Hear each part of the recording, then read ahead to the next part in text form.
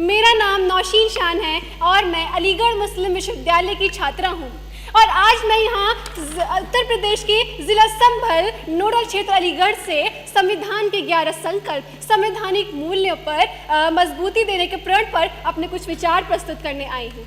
माननीय प्रधानमंत्री श्री नरेंद्र मोदी जी ने 14 दिसंबर 2024 को लोकसभा में संविधान गौरवशील यात्रा पर चर्चा के दौरान विकसित भारत के लिए 11 संकल्प प्रस्तुत किए, जो कि आरक्षण, महिलाओं के नेतृत्व में विकास, भ्रष्टाचार के प्रति जीरो टॉलरेंस आदि जैसे संकल्प शामिल हैं। अध्यक्ष महोदय, यह संकल्प हमारे संवैधानिक मूल्यों जैसे न्याय, स्वतंत्रता, समानता आदि को सुदृढ़ मार्गदर्शन प्रदान करते हैं। इन संकल्पों को अपने दैनिक जीवन में ग्रहण करके हम एक विकसित भारत का निर्माण कर सकते हैं।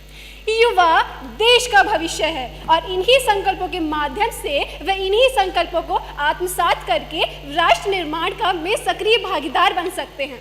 किंतु अध्यक्ष महोदय, अधिकांश युवा तो संविधान की गहराई से ही वंचित है कि मैं भारत देश की बेटी हूँ, हरगिज डर नहीं सकती और आवाज उठाना हक है मेरा, पीछे हट नहीं सकती। कभी कभी ये संकल्प केवल औपचारिकता बनकर रह जाते हैं। अध्यक्ष महोदय, ये संकल्प को लोग केवल एक दिन की रस्म समझकर ही भूल जाते हैं। संकल्प लेना आसान है किंतु उन्हें अपने दैनिक जीवन में उतारना अत्यधिक मुश्किल। उदाहरण स्वरूप, भ्रष्टाचार मुक्त भारत का सपना तभी सार्थक होगा जब प्रत्येक युवा, प्रत्येक नागरिक ईमानदारी से कर्तव्य करे। अध्यक्ष महोदय, यह बिल्कुल सटीक बात है कि जब हम कोई बड़े स्तर पर निर्णय लेते हैं तो उसमें कठिनाइयां तो आती ही हैं, किंतु उनका समाधान भी होता है।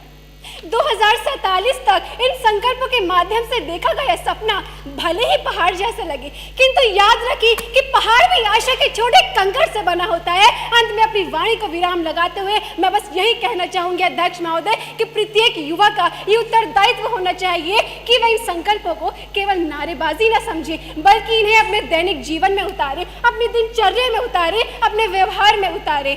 और यदि वे ये चाहते हैं कि उनके मुंह में खाने का निवाला देकर पचाने का काम भी कोई और करे तो यह तो असंभव होगा। अध्यक्ष महोदय, स्वामी विवेकानंद जी के कुछ बोल द्वारा विराम देना चाहूंगी कि उत्तिष्ठ जागृता प्राप्य वरान निबोधतः, यानी उठो, जागो और अपनी लक्ष्य की प्राप्ति करो। और ये हर एक युवा के लिए है, इस भवन में बैठे प्रत्येक व्यक्ति के लिए है। जय हिंद, जय भारत, जय संविधान।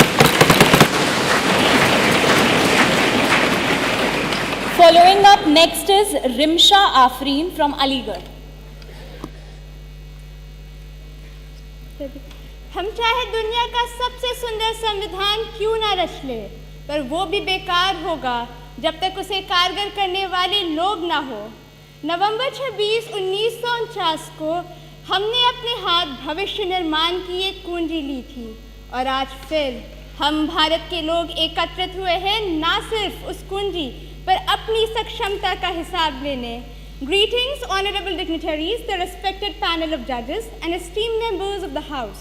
I, Rimsha Afreen, rise from the historic town of Aligarh to present my views on 75 years of the Indian Constitution, a journey of rights, duties and progress. I am speaking of a document which raised Ambedkar from the margins of a class to the hem of the nation, which believed in the judgment despite the illiteracy of its people. I am speaking of a charter crafted with prudence and thought. But the test remains the magnificent ideals of social and economic justice evanesce as Dalit workers drown in gutters and the status of an individual is determined not by his karma but by the accident of his birth, where we renounce practices derogatory to the dignity of women as our courts hold deny sexual violence to be rape, and as our economy expands and flourishes. 73% of the wealth we make is garnered by those 1% at the top. The 670 million, poorest 670 million see a unit percent increase in wealth, and the number of our billionaires jumps from mere 9 in 2000 to 343 today.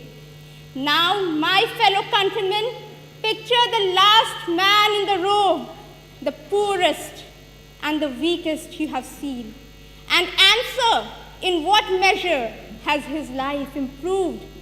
That indeed should be the guide, not just to our national life, but to all individual and collective endeavor. Thank you.